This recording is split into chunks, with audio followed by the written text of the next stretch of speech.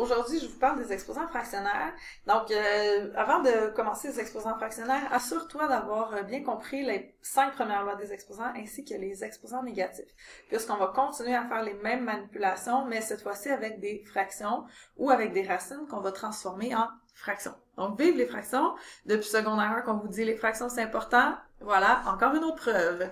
Alors, pour parler des exposants fractionnaires, on va faire appel aux racines. Donc, tu connais la racine carrée, la racine cubique, etc. Là, on va aller encore plus loin. On va avoir des racines énièmes. Petit mot de vocabulaire avant de commencer. Ce que tu retrouves dans le crochet s'appelle le radicande. Le crochet comme tel s'appelle le radical. Et le petit chiffre que tu places au début s'appelle l'indice. Donc, ici, c'est quoi? Racine cubique de A. Ce qu'on cherche, c'est un nombre qui va être multiplié par lui-même 3 fois, qui va nous donner le A. Et quand on dit multiplié par lui-même, c'est un exposant. Donc, quel nombre, exposant 3, nous donne le A? Et si je traduis ça en notation exponentielle, dans le fond, je vais aller voir. C'est quoi l'exposant du A? C'est 1. Donc, je vais réécrire A à la 1.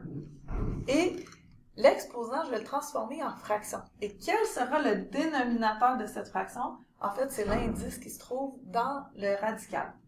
Donc, ça devient A exposant 1 tiers. Et vice-versa. Donc, comment on fait pour transformer un nombre avec un exposant fractionnaire? Ce qu'on fait, c'est qu'on conserve le nombre ou la variable avec le numérateur, donc A à la 1, et on vient ajouter le radical, et ce qu'on met dans le radical comme indice, c'est le dénominateur de la fraction. Donc, A exposant 1 tiers, c'est aussi racine cubique de A à la 1. Maintenant, quelques exemples, puisque vous allez avoir à en faire. 2 exposant 1 demi fois 2 à la 2. Donc, avant de vous lancer sur les fractions, commencez par vos 5 lois des exposants. Ici, je multiplie les mêmes bases, donc j'additionne les exposants.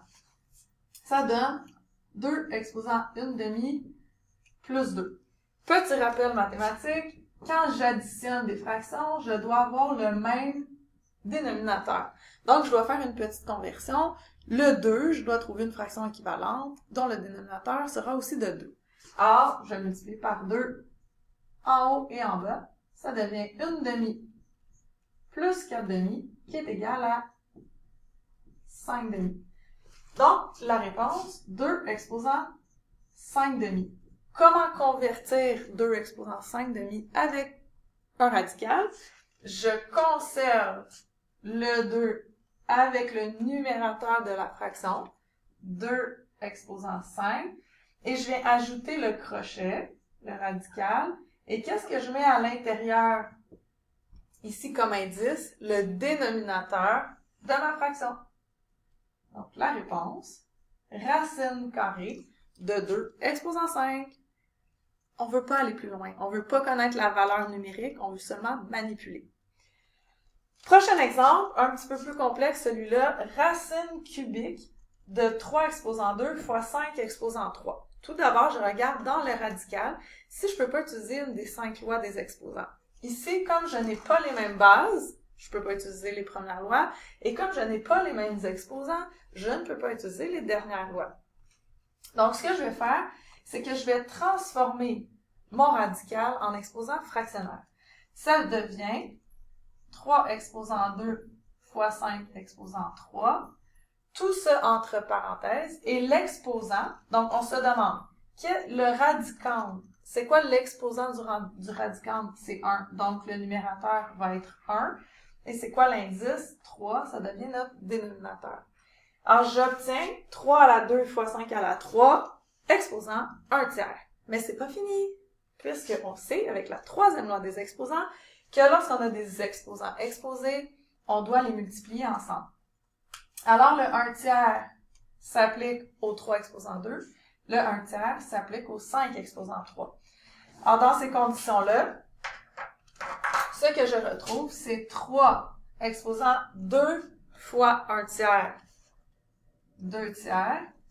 5 exposant 3 fois exposant 1 tiers. 3 fois 1 tiers, 3 tiers. 3 tiers, 1.